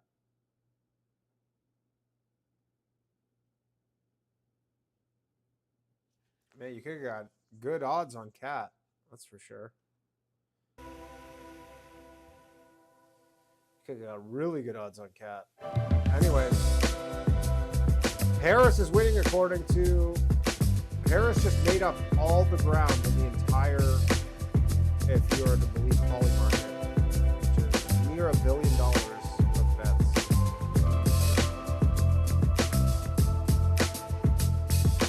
And Harris is currently winning the debate here to, but again, she has home court advantage big time right now. Having 8 I mean, we got cats, so I don't think we need to be complaining about anything. Yeah, the lo-fi's off.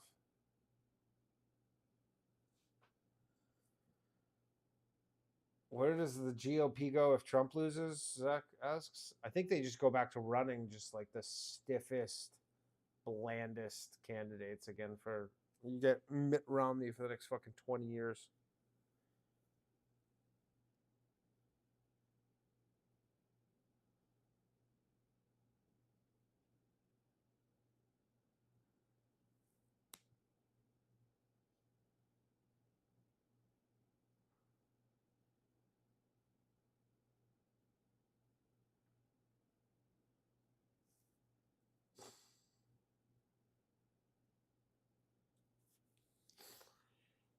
I mean, she was definitely shakier. From Paris, live in television. She was definitely shakier at the beginning. She's got a little ground. Thanks, Portmanteau. No bobs. No bobs. Although, seriously, though, if you're on the fence about getting a Ninja Creamy, holy shit. Make, like, protein ice cream. It's amazing. Kamala Harris and Donald Trump. When it ends in just a few minutes, join us for an analysis of tonight's key moments. Our team will break down how it could shake up the final sprint to Election Day. For now, though, let's go back to the debate live in Philadelphia. Also, thanks for the super chat. Live from the National Constitution Center in Philadelphia, Pennsylvania. Here again, David Muir and Lindsay Davis. Welcome back to this historic ABC News presidential debate tonight. We're going to continue here, and I want to turn to the war in Ukraine. We're now 2.5 years into this conflict. Mr. President, it has been the position of the Biden administration that we must defend Ukraine from Russia, from Vladimir Putin, to defend their sovereignty, their democracy, that it's in America's best interest to do so, arguing that if Putin wins, he may be emboldened to move even further into other countries. You have said you would solve this war in 24 hours. You said so just before the break tonight. How exactly would you do that? And I want to ask you a very simple question tonight. Do you want Ukraine to win this war? I want the war to stop. I want to save lives that are being uselessly, people being killed by the millions. It's the millions. It's so much worse than the numbers that you're getting, which are fake numbers. Look, we're in for 250 billion or more because they don't ask Europe, which is a much bigger beneficiary to getting this thing done than we are. They're in for $150 billion less because Biden and you don't have the courage to ask Europe like I did with NATO. They paid billions and billions, hundreds of billions of dollars when I said, either you pay up or we're not going to protect you anymore. So that's maybe one of the reasons they don't like me as much as they like weak people.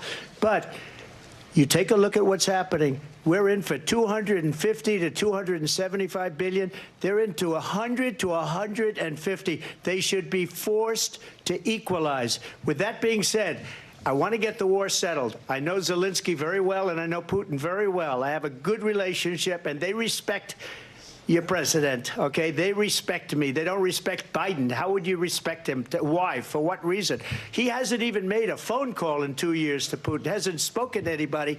They don't even try and get it. That is a war that's dying to be settled. I will get it settled before I even become president. If I win, when I'm president-elect, and what I'll do is I'll speak to one, I'll speak to the other, I'll get them together. That war would have never happened. And in fact, when I saw Putin after I left, unfortunately left because our country has gone to hell. But after I left, when I saw him building up soldiers, he did it after I left. I said, oh, He must be negotiating. It must be a good, strong point of negotiation. Well, it wasn't, because Biden had no idea how to talk to him. He had no idea how to stop it. And now you have millions of people dead, and it's only getting worse, and it could lead to World War III. Don't kid yourself, David. We're playing with World War III, and we have a president that we don't even know if he's... Where is our president? We don't even know if he's a president. And just to clarify they here... threw him out of a campaign like a dog. We don't even know. Is he our president? But we have a president, Mr. President, that doesn't know he's alive. Your time is up. Just to clarify in the question, do you believe it's in the U.S. best interest for Ukraine to win this war, yes or no? I think it's the U.S. best interest to get this war finished and just get it done. All right. Negotiate a deal, because we have to stop all of these human lives from being destroyed. I want to take this to Vice President Harris. I want to get your thoughts on support for Ukraine in this moment, but also, as Commander-in-Chief, if elected, how would you deal with Vladimir Putin, and would it be any different from what we're seeing from President Biden? Well, first of all, it's important to remind the former president you're not running against Joe Biden, you're running against me. I believe the reason that Donald Trump says that this war would be over within 24 hours is because he would just give it up. And that's not who we are as Americans. Let's understand what happened here.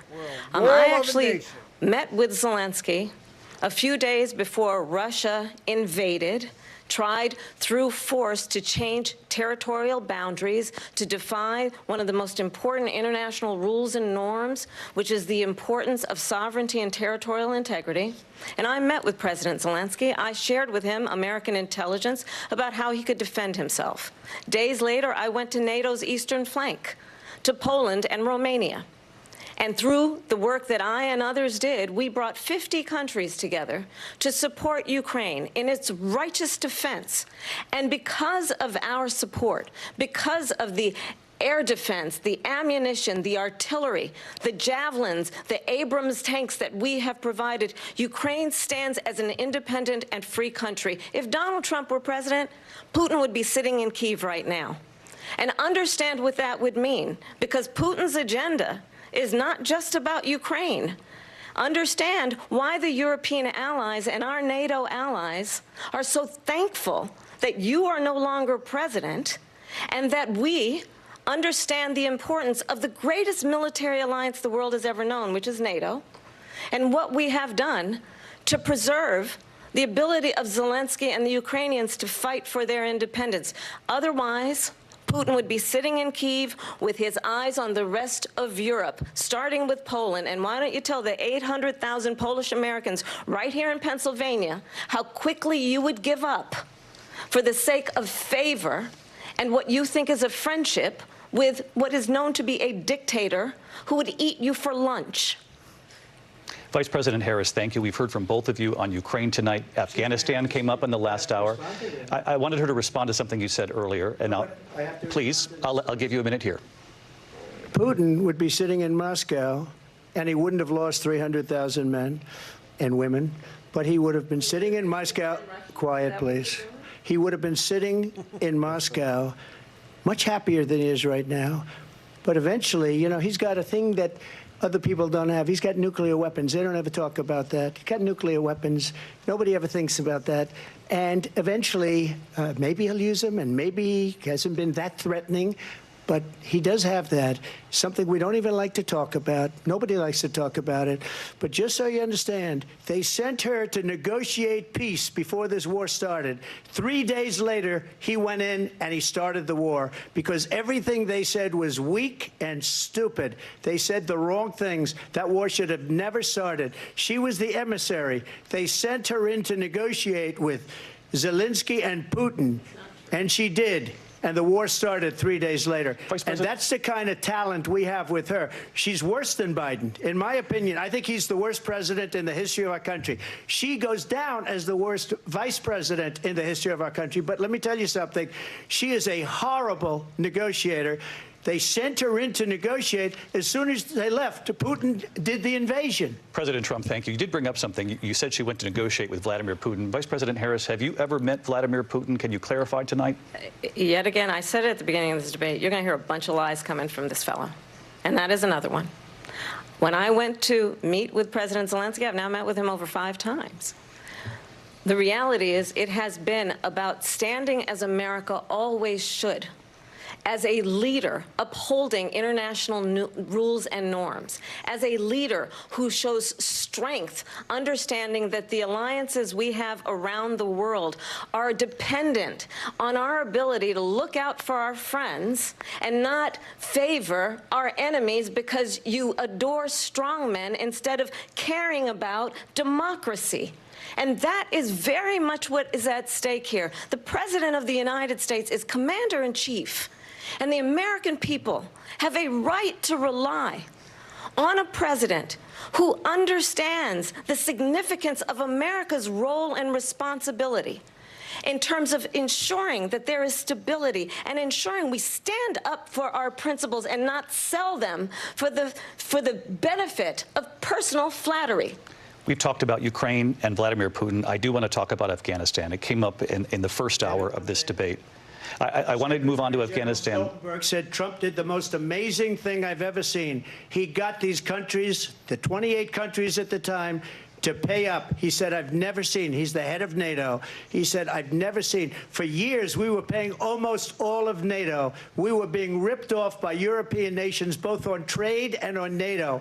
I got them to pay up by saying one of the statements you made before, if you don't pay, we're not going to protect you. President Otherwise, Trump. we would have never gotten it. He said it was one of the most incredible jobs that he's ever seen done. Thank you. I want to turn to Afghanistan. It came up in the first hour of the debate, and we witnessed a poignant moment today on Capitol Hill, honoring the soldiers who died in the chaotic withdrawal from Afghanistan. I do want to ask the Vice President, do you believe you bear any responsibility in the way that withdrawal played out? Well, I will tell you, I agreed with President Biden's decision to pull out of Afghanistan. 4 presidents said they would, and Joe Biden did. And as a result, America's taxpayers are not paying the $300 million a day we were paying for that endless war. And as of today, there is not one member of the United States military who is in active duty in a combat zone in any war zone around the world, the first time this century. But let's understand how we got to where we are. Donald Trump, when he was president, negotiated one of the weakest deals you can imagine. He calls himself a deal maker. Even his national security advisor said it was a weak, terrible deal. And here's how it went down. He bypassed the Afghan government. He negotiated directly with a terrorist organization called the Taliban. The negotiation involved the Taliban getting 5,000 Taliban terrorists released. And get this, and the president at the time invited the Taliban to Camp David, a place of storied significance for us as Americans, a place where we honor the importance of American diplomacy, where we invite and receive respected world leaders. And this former president, as president, invited them to Camp David because he does not, again, appreciate the role and responsibility of the President of the United States to be commander-in-chief with a level of respect. And this gets back to the point of how he has consistently disparaged and demeaned members of our military, fallen soldiers, and the work that we must do to uphold the strength and the respect of the United States of America around the world. Vice President Harris, thank you. President Trump, your response to her saying that you began the negotiations with the Taliban. So if you take a look at that period of time, the Taliban was killing our soldiers, a lot of them, with snipers. And I got involved with the Taliban because the Taliban was doing the killing. That's the fighting force within Afghanistan. They don't bother doing that because, you know, they deal with the wrong people all the time. But I got involved. And Abdul is the head of the Taliban. He is still the head of the Taliban. And I told Abdul, don't do it anymore. You do it anymore, you're going to have problems. And he said, why do you send me a picture of my house? I said, you're going to have to figure that out, Abdul. And for 18 months, we had nobody killed. We did have an agreement negotiated by Mike Pompeo. It was a very good agreement. The reason it was good, it was we were getting out. We would have been out faster than them, but we wouldn't have lost the soldiers. We wouldn't have left many Americans behind, and we wouldn't have left $85 billion worth of brand new, beautiful military equipment behind. And just to finish, They blew it. The agreement said you have to do this, this, this, this, this, and they didn't do it. They didn't do it. The agreement was terminated by us because they didn't do what they were supposed to do. I want to move on. And these people did the worst withdrawal, and in my opinion, the most embarrassing moment in the history of our country. And by the way, that's why Russia attacked Ukraine, because they saw how incompetent she and her boss are. President Trump, thank you. I want to move on now to race and politics in this country. Mr. President, you recently said of Vice President Harris, quote, "I didn't know she was black until a number of years ago when she happened to turn black, and now she wants to be known as black." I want to ask a bigger picture question here tonight. Why do you believe it's appropriate to weigh in on the racial identity of your opponent? I don't, and I don't care. I don't care what she is. I don't care. You make a big deal out of something, I couldn't care less. Whatever she wants to be is okay with me. But those were your words, so I'm asking. I don't know. I mean, all I can say is I read where she was not black, that she put out, and I'll say that. And then I read that she was black, and that's okay. Either one was okay with me. That's up to her. That's up to her. Vice President Harris, your thoughts on this? I think it's, I mean, honestly, I think it's a tragedy that we have someone who wants to be president who has consistently, over the course of his career, attempted to use race to divide the American people. You know, I do believe that the vast majority of us know that we have so much more in common than what separates us, and we don't want this kind of approach that is just constantly trying to divide us, and especially by race. And let's remember how Donald Trump started. He was land, he owned buildings, and he was investigated because he refused to rent property to black families. Let's remember, this is the same individual who took out a full-page ad in the New York Times calling for the execution of 5 young black and Latino boys who were innocent, the Central Park 5. Took out a full-page ad calling for their execution. This is the same individual who spread birther lies about the first black president of the United States.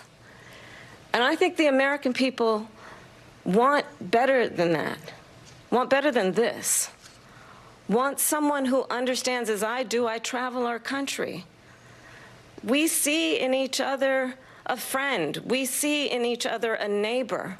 We don't want a leader who is constantly trying to have Americans point their fingers at each other.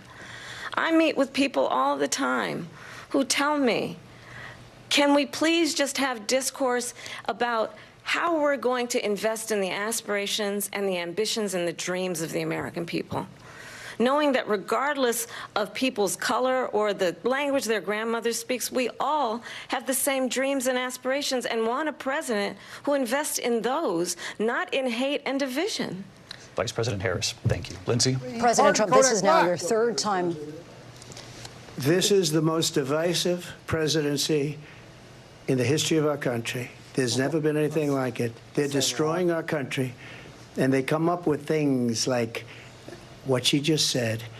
Going back many, many years, when a lot of people, including Mayor Bloomberg, agreed with me on the Central Park 5, they admitted, they said, they pled guilty. And I said, well, if they pled guilty, they badly hurt a person, killed a person ultimately. And if they pled guilty, then they pled, we're not guilty.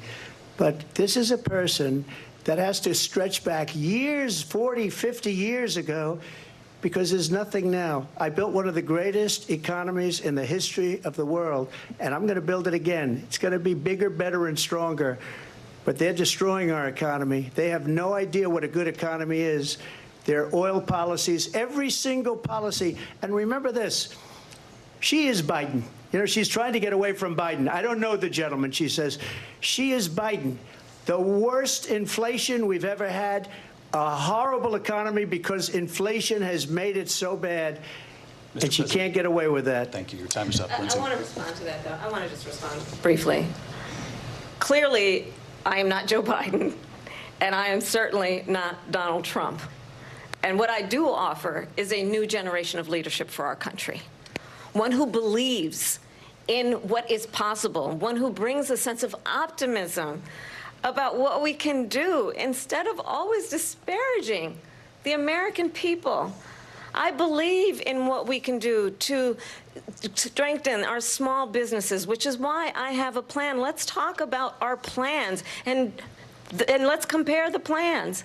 I have a plan to give startup businesses $50,000 tax deduction, to pursue their ambitions, their innovation, their ideas, their hard work. I have a plan, $6,000 for young families for the first year of your child's life, to help you in that most critical stage of your child's development. I have a plan that is about allowing people to be able to pursue what has been fleeting in terms of the American dream by offering a help with down payment of $25,000 down payment assistance for first-time home buyers. That's the kind of conversation, I believe, David, that people really want tonight, as opposed to a conversation that is constantly about belittling and name-calling.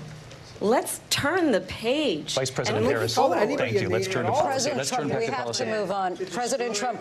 Let's turn to policy, please. She has a plan to defund the police. She has a plan to confiscate everybody's gun. President she Trump, has you a have to plan move on to to not other allow issues. fracking in Pennsylvania or anywhere else. Okay. That's what her plan is until just recently. I just need to President Trump. No, the former president has said something twice that I need to respond to. I'm sorry. We're going to move on, Vice President Harris. President Trump, this is now your third time running for president. You have long vowed to repeal and replace the Affordable Care Act, also known as Obamacare. You have failed to accomplish that. You now say you're going to keep Obamacare, quote, unless we can do something much better. Correct. Last month, you said, quote, we're working on it. So tonight, 9 years after you first started running, do you have a plan, and can you tell us what it is? Obamacare was lousy health care, always was. It's not very good today. And what I said, that if we come up with something, and we are working on things, we're going to do it, and we're going to replace it. But remember this. I inherited Obamacare because Democrats wouldn't change it. They wouldn't vote for it. They were unanimous. They wouldn't vote to change it. If they would have done that, we would have had a much better plan than Obamacare. But the Democrats came up. They wouldn't vote for it. I had a choice to make when I was president. Do I save it and make it as good as it can be, never going to be great, or do I let it rot? And I felt I had an obligation, even though politically it would have been good to just let it rot and let it go away. I decided, and I told my people, the top people, and they're very good people. I have a lot of good people in that administration. We read about the bad ones. We had some real bad ones, too, and so do they. They have really bad ones. The difference is they don't get rid of them. But let me just explain. I had a choice to make. Do I save it and make it as good as it can be, or do I let it rot? And I saved it. I did the right thing. But it's still never going to be great, and it's too expensive for people. And what we will do is we're looking at different plans. If we can come up with a plan that's going to cost our people, our population, less money and be better health care than Obamacare, then I would absolutely do it. But until then, I'd run it as good as it can be run. So just a yes or no, you still do not have a plan? I have concepts of a plan. I'm not president right now. But if we come up with something, I would only change it if we come up with something that's better and less expensive. And there are concepts and options we have to do that. And you'll be hearing about it in the not-too-distant future. Vice President Harris, in 2017, you supported Bernie Sanders' proposal to do away with private insurance and create a government-run health care system. 2 years later, you proposed a plan that included a private insurance option. What is your plan today? Well, first of all, I absolutely support, and over the last 4 years as vice president, private health care options. But what we need to do is maintain and grow the Affordable Care Act. But I'll get to that, Lindsay. I just need to respond to a previous point that the former president has made. I've made very clear my position on fracking. And then this business about taking everyone's guns away. Tim Walz and I are both gun owners. We're not taking anybody's guns away. So stop with the continuous lying about this stuff. As it relates to the Affordable Care Act, understand, just look at the history to know where people stand. When Donald Trump was president, 60 times he tried to get rid of the Affordable Care Act. 60 times. I was a senator at the time when I will never forget the early morning hours when it was up for a vote in the United States Senate, and the late, great John McCain who you have disparaged as being, you don't like him, you said, at the time because he got caught. He was an American hero. The late, great John McCain, I will never forget that night, walked onto the Senate floor and said, no, you don't. No, you don't. No, you don't get rid of the Affordable Care Act. You have no plan. And what the Affordable Care Act has done is eliminate the ability of insurance companies to deny people with pre-existing conditions. I don't have to tell the people watching tonight, you remember what that was like? Remember when an insurance company could deny if a child had asthma, if someone was a breast cancer survivor, if a grandparent had diabetes? And thankfully, as I've been vice president, and we, over the last 4 years, have strengthened the Affordable Care Act, we have allowed, for the first time, Medicare to negotiate drug prices on behalf of you, the American people. Donald Trump said he was going to allow Medicare to negotiate drug prices. He never did. We did. And now we have capped the cost of insulin at $35 a month. Since I've been vice president, we have capped the cost of prescription medication for seniors at $2,000 a year. And when I am president, we will do that for all people, understanding that the value I bring to this is that access to health care should be a right and not just a privilege of those who can afford it. And the plan has to be to strengthen the Affordable Care Act, not get rid of it, Vice President Harris, in terms of where Donald Trump stands on that. I want to move to an issue that's important for a lot of... She made a mistake. Number one, John McCain fought Obamacare for 10 years. But it wasn't only him. It were all of the Democrats that kept it going. And you know what? We can do much better than Obamacare, much less money. But she won't improve private insurance for people, private medical insurance. That's another thing she doesn't want to get. People are paying privately for insurance that have worked hard and made money, and they want to have private. She wants everybody to be on government insurance where you wait 6 months for an operation that you need immediately. President Trump, thank you. We have another issue that we'd like to get to that's important for a number of Americans, in particular younger voters, and that's climate change. President Trump, with regard to the environment, you say that we have to have clean air and clean water. Vice President Harris, you call climate change an existential threat. The question to you both tonight is, what would you do to fight climate change? And Vice President Harris, we'll start with you. 1 minute for you each. Well, the former president had said the climate change is a hoax. And what we know is that it is very real. You ask anyone who lives in a state who has experienced these extreme weather occurrences, who now is either being denied home insurance or it's being jacked up. You ask anybody who has been the victim of what that means in terms of losing their home, having nowhere to go. We know that we can actually deal with this issue. The young people of America care deeply about this issue. And I am proud that as vice president over the last 4 years, we have invested $1 trillion in a clean energy economy, while we have also increased domestic gas production to historic levels. We have created over 800,000 new manufacturing jobs while I have been vice president. We have invested in clean energy to the point that we are opening up factories around the world. Donald Trump said he was going to create manufacturing jobs. He lost manufacturing jobs.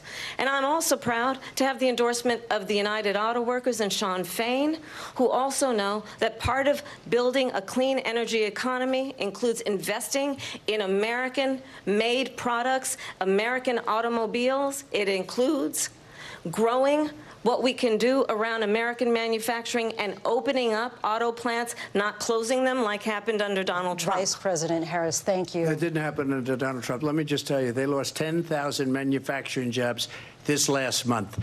It's going, they're all leaving. They're building big auto plants in Mexico, in many cases owned by China. They're building these massive plants, and they think they're going to sell their cars into the United States because of these people. What they have given to China is unbelievable. But we're not going to let that. We'll put tariffs on those cars so they can't come into our country, because they will kill the United Auto Workers and any auto worker, whether it's in Detroit or South Carolina or any other place. What they've done to business and manufacturing in this country is horrible.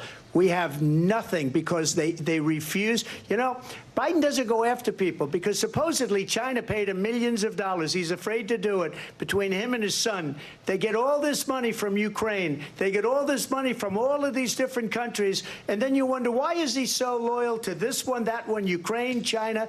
Why is he? Why did he get $3.5 million from the mayor of Moscow's wife? Why did she pay him $3.5 million? This is a crooked administration, and they're selling our country down the tubes. President Trump, thank you. Thank you. We'll be right back with closing statements from both of our candidates. An historic night, this ABC News presidential debate from Philadelphia. Back in a moment. Here we go. They're running long. This is supposed to be 90 minutes, or maybe it's 90 minutes of debate time. I don't think so, though. Thank you, everybody, for joining me. Please subscribe to the channel, you cowards, if you are not subscribed. Also, if you want a wrench, if I owe you a wrench and you're a patron or an ex-subscriber, just DM me on Patreon. Here's one right now.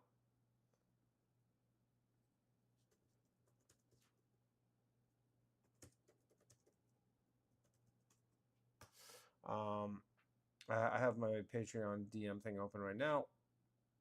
I will get you your wrench.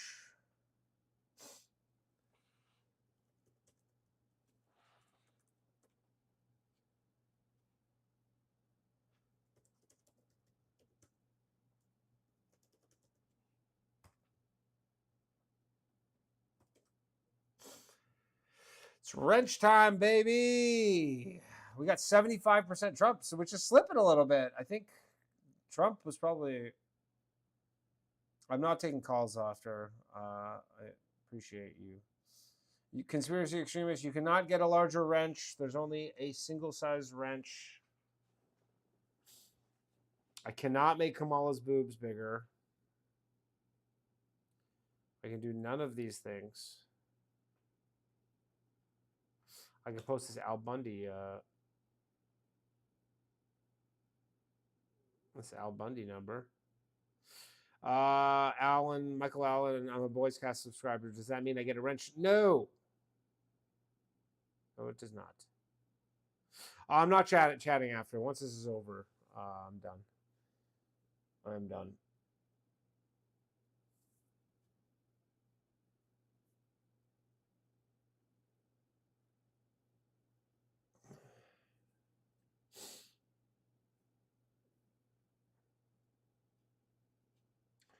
All right.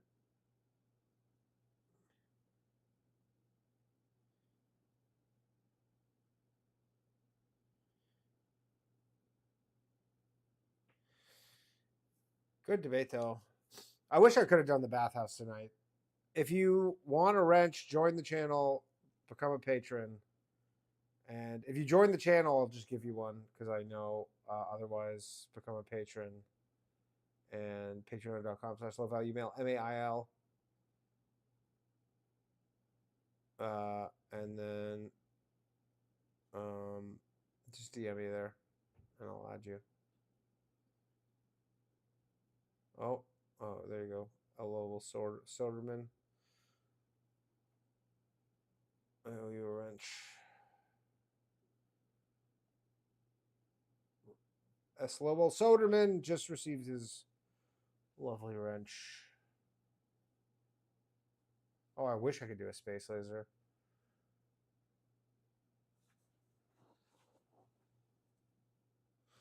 Yeah, I mean, this is better than just watching the debate by ourselves.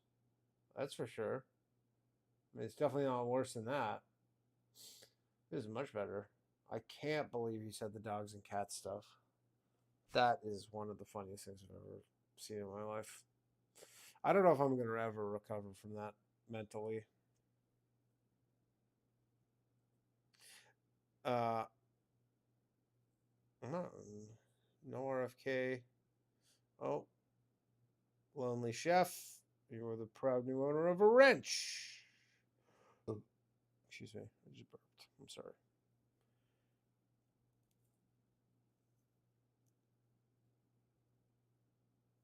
All right. Spray and pray. Exhale. What comedian did Derek make do push-ups? It's good. Franklin. We played in a comedy softball league. Who did he make? I think he tried to get Clyde to do. Oh, Brock. I see you, pal. Shit. Brock Lang. You are a wrench, sir. Oh, here we go. We're back. The debate and closing statements. Live from the National Constitution Center in Philadelphia, Pennsylvania. Here again, David Muir and Lindsay Davis. Welcome back tonight. The time has come for closing statements, and Vice President Harris, we begin with you. So I think you've heard tonight two very different visions for our country. One that is focused on the future, and the other that is focused on the past, and an attempt to take us backward. Unburden it. But we're not going back. And I do believe that the American people know we all have so much more in common than what separates us. And we can chart a new way forward. And a vision of that includes having a plan, understanding the aspirations, the dreams, the hopes, the ambition of the American people, which is why I intend to create an opportunity economy, investing in small businesses, in new families, in what we can do around protecting seniors, what we can do that is about giving hardworking folks a break and bringing down the cost of living.